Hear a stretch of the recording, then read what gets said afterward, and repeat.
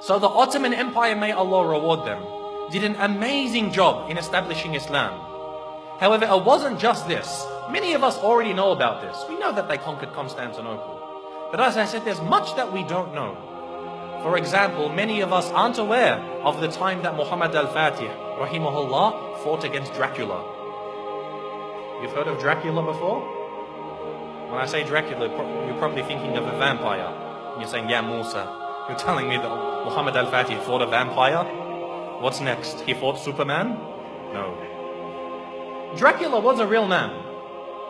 There was a real man named Dracula, and he ruled over the southern part of the country of what we call today Romania.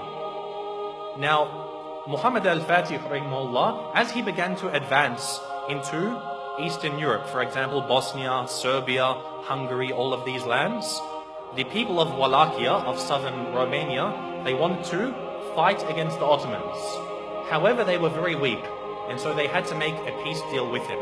So as part of this peace deal, Muhammad al-Fatih, rahimahullah, he said to the ruler, he said, you have to send me 2 of your sons, and we will send them to Istanbul to be educated. So he sent his 2 sons. One was named Vlad, and one was named Radu. Now Vlad is the one who we know as Dracula, because the word Dracula, it means son of Dracul, which was the name of his father. Dracul, it means shaitan, it means a devil. So he's the son of shaitan, and this is actually quite relevant. It's rather fitting when you hear about this man. What happened was, they went to Constantinople, they studied about Islam, and his brother actually became Muslim. So the brother of Dracula, Radu, became a Muslim. He memorized the Quran, he studied so much, and even Dracula studied the Quran even though he wasn't a Muslim. He spoke Arabic, he spoke Persian, he spoke Turkish, and of course Romanian and other languages. And later on, he was sent back to his country, whereas Radu remained, and he became the ruler of his country. Because the Ottomans realized they can't send a Muslim to rule over the country because they're Christians. They wanted to send Vlad, Dracula, so that they could get him there and then defeat him in a war, and they would rule the country. However, Dracula, he decided that he wasn't going to do what the Sultan wanted. The Sultan sent him 2 emissaries, 2 people to come speak with him, and they said to him, you must pay us the jizya. Now that you're the ruler of the country, you have to pay us jizya. And so Dracula, he said to them, if you want to step inside of my court, you have to take off your turban. And so they said, no, we won't remove it for you. We're not going to remove it for a kafir. So he said, take it off. Again, they refused. So he commanded, he told someone to come with some very big nails and hammers, and he said, if they refuse to remove it for me, then they will never remove it again. And he commanded that their turbans be nailed into their heads. And of course, this in effect killed them. So this was an act of war. Dracula had decided that he wanted to go to war with the Islamic State. And so Muhammad al-Fatih, rahimahullah, he sent a massive army to go fight against them.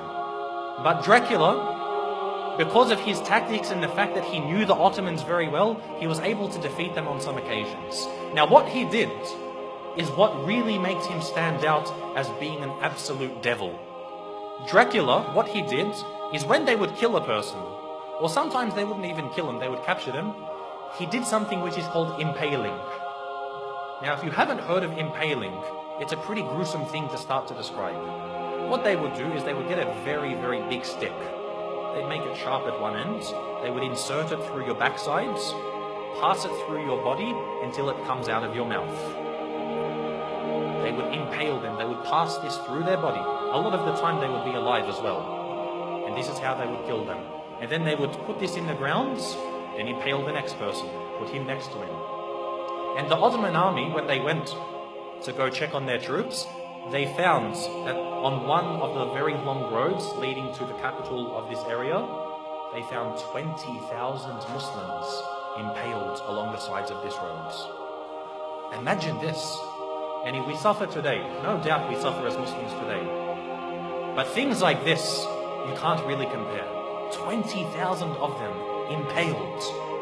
You can imagine how Muhammad al-Fatih, rahimahullah, he feels. To see even one Muslim killed is too much. But to mutilate their bodies after this was something which was, beyond what was acceptable. And so he decided to send Radu, who was the brother of Dracula. He sent him to go fight against his own brother.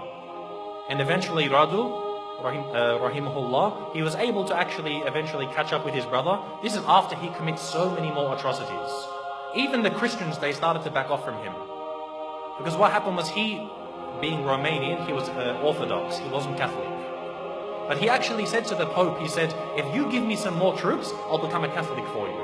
Anything you want, I'll change my religion for you. He couldn't care. He wasn't a man of true belief. He was only a man of pragmatism on the battlefield. And so even the Christians started to distance themselves from him. However, the Muslims, they caught up with him and they faced him in battle. And it's unclear if the Muslims killed him or if his own people turned upon him and killed him. But either way, Dracula was killed. And the Ottomans, the Muslim army, defeated Dracula. And so what they did was they removed his heads and they took it to the city of Istanbul and they put it on a very, very large stick. They impaled his head and put it at the gates of Constantinople, where it stood for about 2-3 months, to say, if you want to be like this man, wage war against us. This was the demise of Dracula. And again, as Muslims, most of us won't even know about this. How many people know that Dracula was a real man? And we as Muslims, we fought him and we killed him. You know how they say garlic kills Dracula, or a silver bullet to the heart, or a wooden stake? None of these kill Dracula. Muslims kill Dracula. So anyone who wants to follow the way of Dracula, they will face the same wrath from the Muslim Ummah.